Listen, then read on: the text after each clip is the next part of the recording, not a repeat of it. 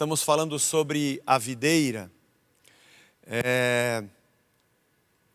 O Evangelho é a orientação de tudo o que fazemos, é o pressuposto básico de todas as nossas ações e pensamentos.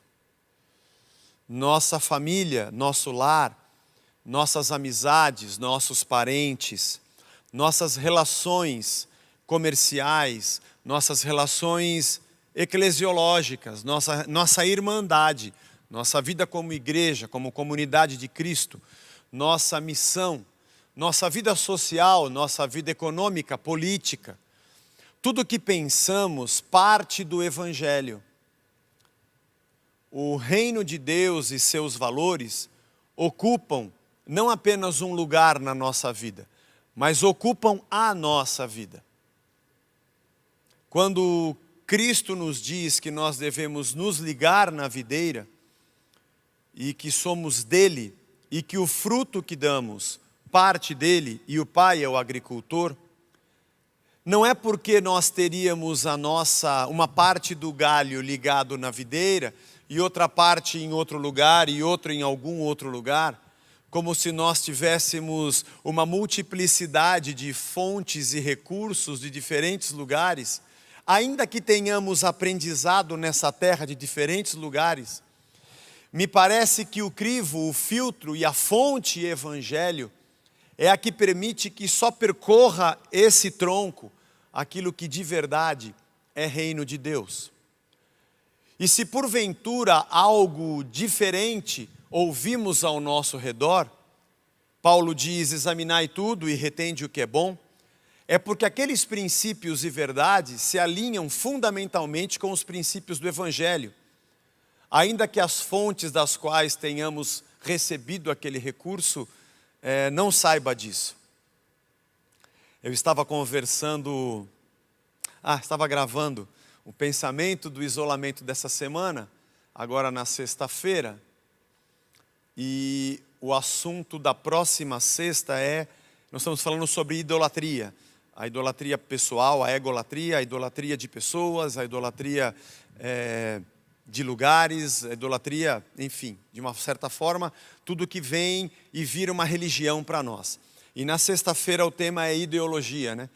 E eu me lembrei da música do Cazuza, ideologia eu quero uma para viver. E estava dizendo, isso que ele disse, está na Bíblia. Está em Gálatas 1:6. As pessoas procuram uma boa nova, procuram uma notícia, procuram um argumento e um pensamento que oriente a sua existência, onde ela encontre sentido e vida. É o que Paulo combate em Gálatas capítulo 1, de 6 a 8. E eu estava dizendo, essa frase do Cazuza, ele não sabia, mas esse pensamento está nas Escrituras. As pessoas de verdade procuram mesmo uma crença para orientar a sua vida. Essa necessidade do ser humano está escrita aqui. Portanto, quando nós encontramos qualquer tipo de pensamento nesse mundo, ele só faz sentido para nós se quando passa pelos filtros do Evangelho e da graça, ecoam dentro de nós como verdade a partir de Cristo. Por que você está falando essas coisas, Zé? Porque o tema de hoje é João 15:4. Nós vamos voltar ao pensamento. Quando Jesus diz, permaneçam em mim e eu permanecerei em vocês. Como o ramo não pode produzir fruto de si mesmo se não permanecer na videira, assim vocês não podem dar fruto se não permanecerem em mim. Ele permanece em nós. E nós permanecemos nele. A Bíblia Mensagem, que é uma paráfrase, né, de Eugene Peterson, para você que tem as mídias sociais, os streamings, no Spotify você encontra a Bíblia, a Mensagem, toda ela falada, né? E eu gosto de ouvir. Aí eu estava ouvindo a videira, estava ouvindo João 15, 14, 15, 16, 17, né? Fiquei ouvindo como é a paráfrase de Eugene Peterson. E neste verso ele diz assim, morem em mim do jeito que eu moro em vocês. Porque quando um ramo ele está ligado a um tronco, a um caule, e no caso aqui a videira, se você tentar cortá-lo, você vai perceber que existem fibras deste ramo que fazem parte tanto do ramo quanto da videira. Como se aquele ramo fosse também enraizado naquele tronco central. E você sabe quando um galho quebra, você vê lascas da fibra que são de ambos. Porque a vida do ramo está dentro da vida daquele tronco. Assim como a nossa vida é ambientada dentro de Cristo. Ao mesmo tempo que essas fibras também estão no ramo. Porque Cristo também está enraizado em nós. E essa é uma união mística, misteriosa, sobrenatural e vivificante para nós. Porque a vida está se enraizando em nós, assim como nós estamos vivendo nela, que é Cristo. E é isso que nos torna pessoas mortas para esta existência. Porque à medida em que a vida de Cristo toma conta de nós, a nossa própria desaparece. A nossa própria vai deixando de existir. Em Jeremias 31, 33, esse texto mesmo. Porque esta é a aliança que farei com a casa de Israel depois daqueles dias, diz o Senhor. A profecia de Jeremias sobre o futuro para Israel. Na mente lhes imprimirei as minhas leis, e também no seu coração as inscreverei. Eu serei o seu povo, eu serei o seu Deus, eu estou falando decora a outra versão. Eu serei o Deus deles, e eles serão o meu povo. Jeremias já falava sobre uma nova condição do chamado povo de Deus, que se confundia com uma nação, e hoje não mais. Hoje não mais. A igreja não é igual a Israel, nem o Brasil é Israel, nem Israel de hoje não é mais aquele Israel. Aquele Israel acabou. Agora as minhas leis eu vou colocar na sua mente e no seu coração. Os meus princípios vão estar dentro de vocês. Jeremias falava sobre a vida em Cristo. E sobre o Logos, o verbo de Deus, a própria palavra que se fez carne, habitando dentro de nós. Na teologia falamos sobre a união hipostática, Cristo completamente Deus, encarnado como um ser humano completamente homem. O verbo se fez carne, e nós somos carne a cada dia sendo cheios do verbo. Cristo era o verbo pleno em carne, e nós somos carne a cada dia aprendendo do verbo. Ele escolheu habitar entre nós e morrer, ressuscitar pela nossa redenção e salvação, e depois opta por habitar e morar dentro de nós. Por estar aqui, sondando o nosso coração, sondando nossa mente, apontando para nós o que é o nosso pecado, qual a falha da nossa justiça e qual é o juízo. E como Ele se fez justiça na cruz e começa a transformar o nosso jeito de pensar e ser. Eu permanecerei em vocês. O segredo da nossa existência eterna está no fato de que a vida veio de Deus e habita em nós. E enquanto não vivemos essa eternidade, aqui, nesse dia a dia, já somos orientados por este evangelho, por esta verdade, porque o próprio verbo habita dentro de nós. O maior desafio que eu e amigos meus, irmãos, pastores, líderes, pregadores têm, como Paulo escreve, eu tenho dores de parto, até ver Cristo formado dentro de vós. É dar a você o Evangelho, a lógica do Logos, a lógica de Cristo, para que tudo que você faça parta do Evangelho. Nós temos experiências pessoais, nós temos o nosso temperamento, em parte genético, em parte adquirido.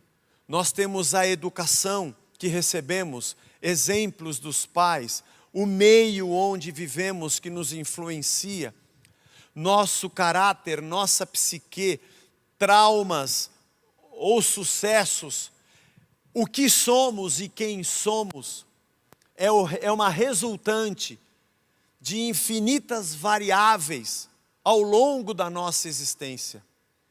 E algumas delas quase impossíveis de serem arrancadas de dentro de nós. E alguns comportamentos e reações são tão apaixonadamente abraçados por nós, porque é o que somos. Fazer morrer esta natureza é um trabalho árduo e doloroso. O Evangelho nos agride todos os dias. Ele nos afronta. Ele nos coloca no nosso lugar. E essa talvez é das maiores dores que o ser humano carrega, quando ele tem que ser ferido na sua alma, na sua mente, na sua maneira de viver. Quando os seus comportamentos são colocados em xeque. Quando os seus pensamentos, decisões e reações são colocadas em xeque. Ser transformado dói. Reconhecer nossa humanidade dói. Reconhecer nosso pecado machuca. Mas não existe outra maneira de termos uma vida pacífica pisando nessa terra, a não ser com a redenção de Cristo. Temos lapsos, lampejos de vida, mas a verdadeira vida é Ele. O Verbo encarna em nós. João capítulo 6, verso 56, Jesus disse no seu discurso que a multidão o abandonou. Quem come a minha carne e bebe o meu sangue permanece em mim e eu permaneço nele. Assim como o Pai que vive me enviou, e igualmente eu vivo por causa do Pai, também quem de mim se alimenta, viverá por mim. Por mim. Nos alimentamos dele, da sua palavra, da sua verdade. Ela é o nosso escudo, ela é a nossa força. Mais do que nunca, nessa pandemia, você precisa voltar para as Escrituras, ou se voltar para as Escrituras. Se você quiser ter vida, nós temos uma tendência ao relaxamento muito grande. Quando estamos diante de um risco, um perigo ou algo desconhecido, nós corremos para Deus. Mas quando a gente percebe que a situação não é tão perigosa e que a gente já está se habituando com o que está acontecendo, nós imediatamente o abandonamos porque achamos que não tem mais perigo. Porque Deus é uma pessoa ou um lugar para onde eu corro quando eu estou em risco. Porque quando não há risco, deixa comigo que eu sei como viver. Esse é um grande risco, ter esse pensamento. Você precisa ir para as Escrituras. Você precisa ter um tempo do teu dia que você ora, medita, fala com Deus e segue. E vive o teu dia em comunhão com Ele. 2 Coríntios capítulo 4, verso 7. Falando sobre a presença de Deus em nós, temos, porém, este tesouro, que é o próprio Espírito, em vasos de barro, que somos nós, para que se veja que a excelência do poder provém de Deus e não de nós. Em tudo somos atribulados, porém não angustiados. Ficamos perplexos, porém não desanimados.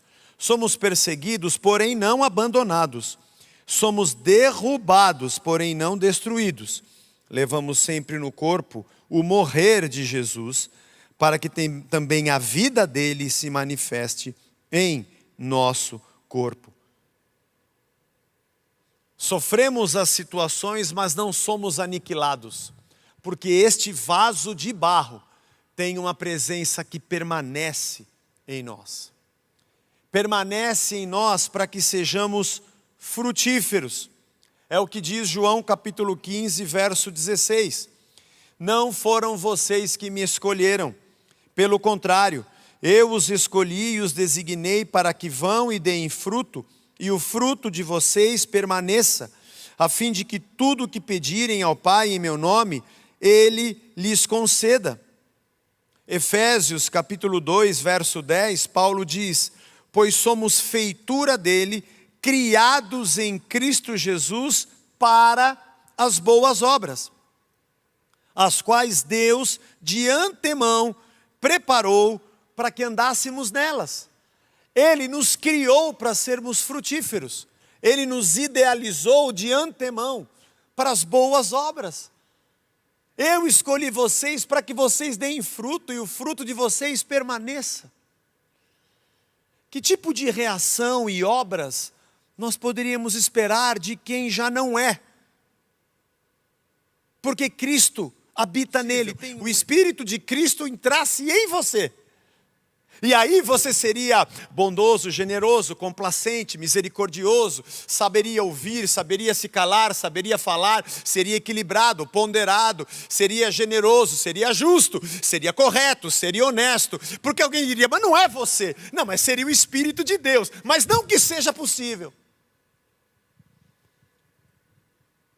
O problema é que esse é possível. Esse é o problema. É possível.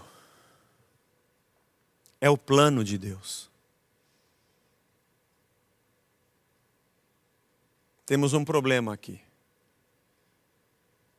Por que o Espírito de Deus habita em nós e nós não agimos como Ele? Continuamos com intolerância, ódio, falta de compaixão. Eu tenho conversado, você sabe, com muita gente, né, nessa época de pandemia. Nossos aconselhamentos e bate-papo acontecem muito pelas redes sociais, por WhatsApp, chamada de vídeo, Zoom. E algumas famílias estão bastante amarguradas. Foi tema da nossa conversa essa semana entre nós, os pastores, e oração também pela igreja e pelas famílias. O Espírito de Deus habita em nós. Como disse Jeremias, as suas leis estão escritas no nosso coração e impressas na nossa mente. A única maneira de termos unidade verdadeira é se todos nós deixarmos de ser nós para que sejamos Cristo. Por isso Paulo diz, habite em Efésios, habite ricamente em vós a palavra de Cristo. Tem que habitar aqui. Fazei morrer vossa natureza carnal pecaminosa, é o que ele diz. Enchei-vos do Espírito com salmos, hinos e cânticos, salmodiando e glorificando a Deus. Cada dia mais o Evangelho nos ensina, eu preciso desaparecer, para que o Espírito de Deus tenha lugar. Gálatas 5,17, tema dos nossos encontros com os homens da igreja. O Espírito luta contra a carne contra o Espírito. Temos uma guerra dentro de nós. Efésios capítulo 3, verso de 6 a 11. O mistério, Paulo fala muito sobre isso e em Colossenses também. O mistério que estava escondido durante tanto tempo é que os gentios, esse é o mistério, são co-herdeiros, são membros do mesmo corpo e coparticipantes da promessa em Cristo Jesus, por meio do Evangelho, do qual fui instruído, ministro conforme o dom da graça de Deus, a mim concedida, segundo a força operante do seu poder. A mim, o menor de todos os santos, foi dada esta graça de pregar aos gentios o Evangelho das insondáveis riquezas de Cristo. Esse é o mistério, que não é mais uma nação e não é mais um Israel. Agora é Deus dentro de todo mundo. e manifestar a todos qual é a dispensação do mistério, que durante tempos passados esteve oculto em Deus, que criou todas as coisas. E isso para que agora, pela igreja, a multiforme sabedoria de Deus se torne conhecida dos principados e potestades nas regiões celestiais, segundo o eterno propósito que Deus estabeleceu em Cristo Jesus, nosso Senhor. Em Cristo temos ousadia e acesso a Deus com confiança, mediante a fé nele. Esse é um grande mistério que nós não entendíamos, estava escondido. O povo de Deus era o povo de Israel, mas quando veio Cristo, esse mistério se revelou. Por um tempo houve necessidade de que fosse daquela forma. Agora, Cristo é tudo, em todos. Ele está em todos. 1 Coríntios 12, de 4 a 6, os dons são diversos, mas o Espírito é o mesmo. E também há diversidade nos serviços, mas o Senhor é o mesmo. E há diversidade nas realizações, mas é o mesmo Deus que opera tudo em todos, tudo dentro de todos. Colossenses capítulo 3, verso 11. Aqui não pode haver mais grego, judeus, circuncisão, incircuncisão, bárbaro, cita, escravo, livre, mas Cristo é tudo e está em todos. Quando nós estamos ligados na videira e Ele permanece em nós, dizemos como Paulo: já não vivo mais eu, mas Ele vive em mim. A vida que eu vivo agora nessa carne, eu vivo pela fé. Quando eu fui colocado como um ramo da videira, a minha vida se enraizou nele e a vida dele se enraizou em mim. E o seu espírito passou a habitar em mim. E quando as pessoas olham para mim, dizem: mas é o Zé. Mas ele está fazendo coisas que naturalmente não seria dele. É, porque agora o Espírito de Deus está dentro dele. É incrível isso. Fomos criados e idealizados para as boas obras. Escolhidos para que dessemos fruto, para que a vida de Deus aparecesse em todo o ambiente em que pisássemos. E aonde tem gente que tem o Espírito de Deus dentro de si, Cristo é tudo em todos. Eu já ouvi muitos discursos sobre, unidade da igreja. Não se luta pela unidade da igreja, não se trabalha por ela, ela simplesmente existe. Porque se todos têm o mesmo Espírito, todos andam em concordância, porque têm os mesmos princípios e os mesmos valores, e tudo é Cristo e Cristo está em todos. Aos maridos, você precisa mais da palavra de Cristo e de Cristo no seu temperamento, na sua paciência, no seu amor, no seu diálogo com os seus filhos e esposa, mais da sua compaixão, mais da sua amizade, alegria, temperança, mais do bom humor que vem de Cristo. Sabe o que falta para os maridos? Simples, falta a Cristo. Sabe o que falta para as esposas que também estão igualmente cansadas, trabalhando dobrado agora dentro de casa, com todo mundo em casa? Vai precisar de mais paciência. Maridos e filhos vão ter muito mais cooperação, mas não é eles, é o Espírito. É que eles permitiram que Deus falasse dentro deles. Ajuda, reparte, se doe. Levanta dessa cadeira, ame, socorra. Os filhos, avisar eles que existe um mundo fora do seu quarto. Interaja, ame, seja como Cristo.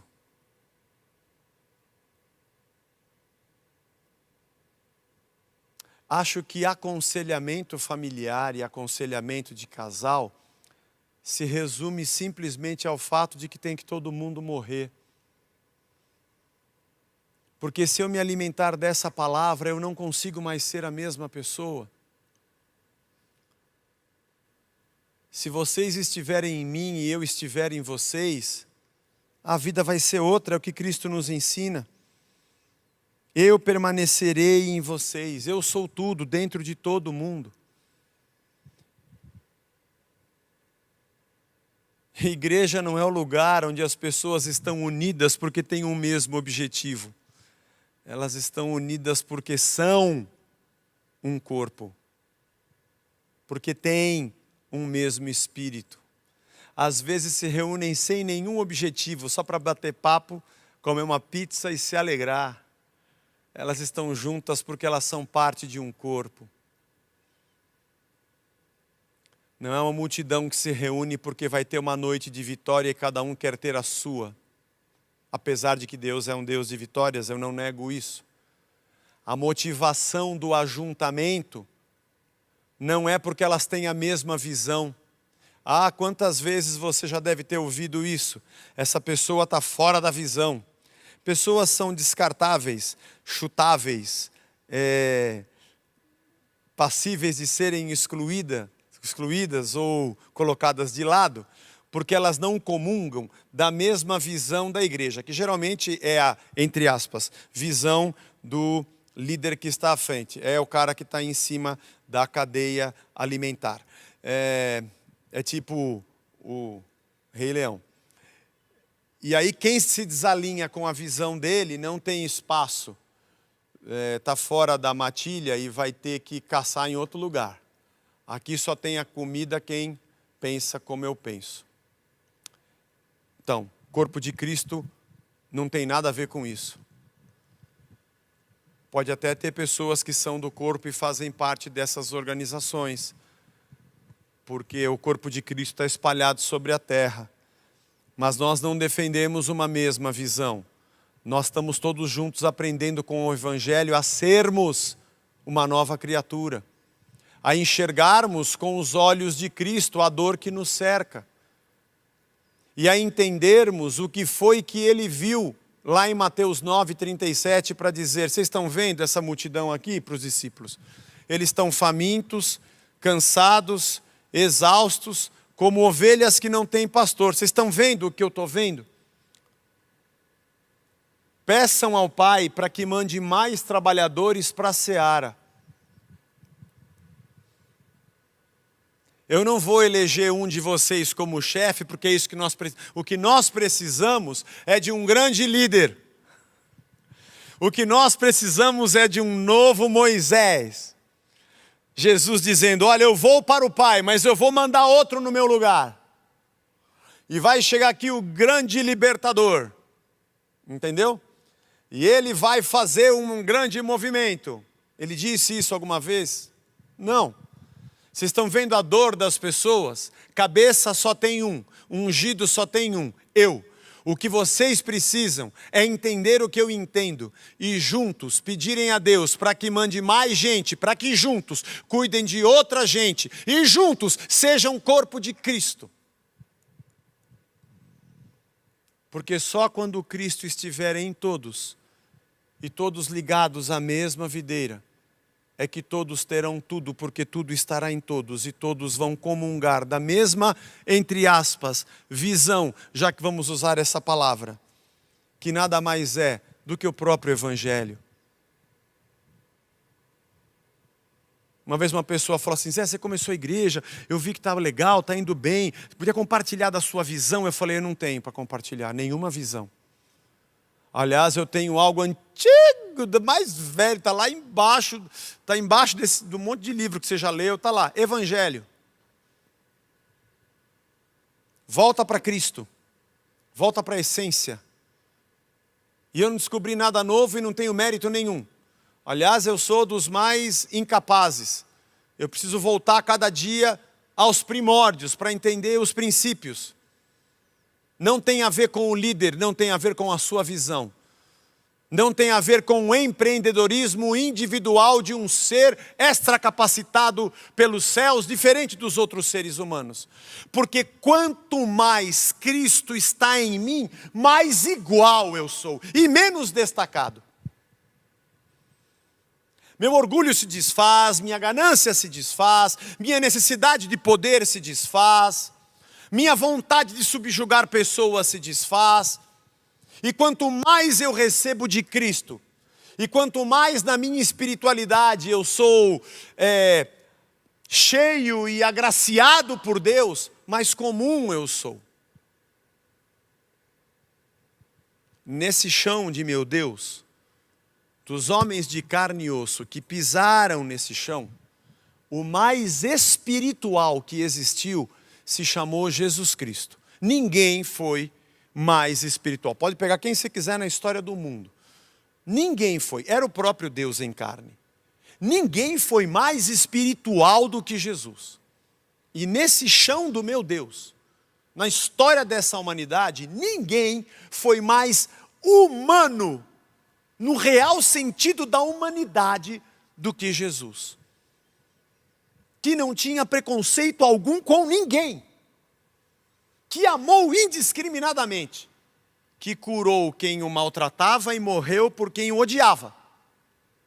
Que repartiu, que sentou, que ouviu, que doou. O homem mais espiritual da terra foi o mais humano dessa terra.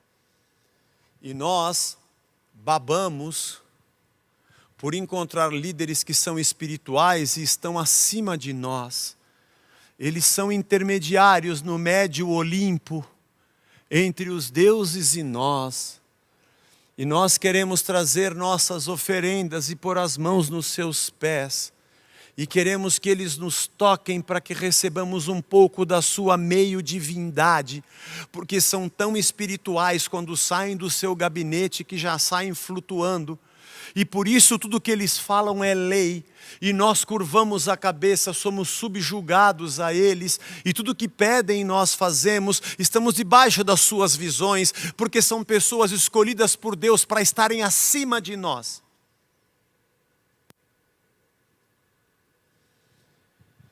Outra frase famosa é que todo menino quer ser homem e todo homem quer ser Deus. O tamanho da nossa vida espiritual ou da nossa espiritualidade não se resume ao quanto nós descolamos da terra, mas o quanto estamos enraizados nela, iguais ao nosso semelhante, para o bem daquele que nos cerca. Nós invertemos valores.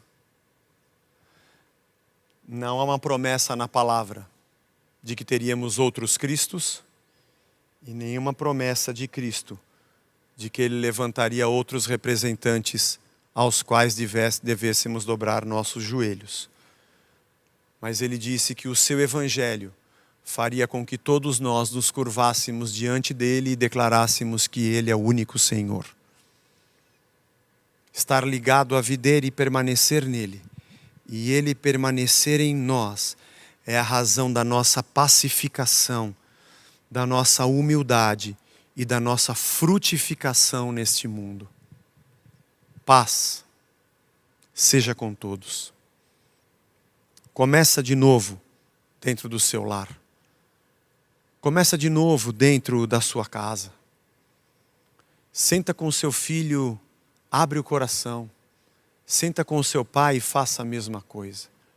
O esposo com a esposa e vice-versa.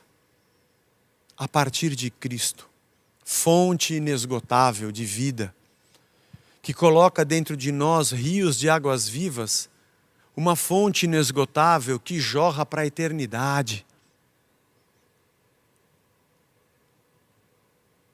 A compreensão e o amor de Deus em nós, porque Deus é amor, é que nos torna pacificadores. Até aqui Deus nos ajudou. A gente chegou até aqui agora. Ele nos deu graça. Já passamos momentos piores.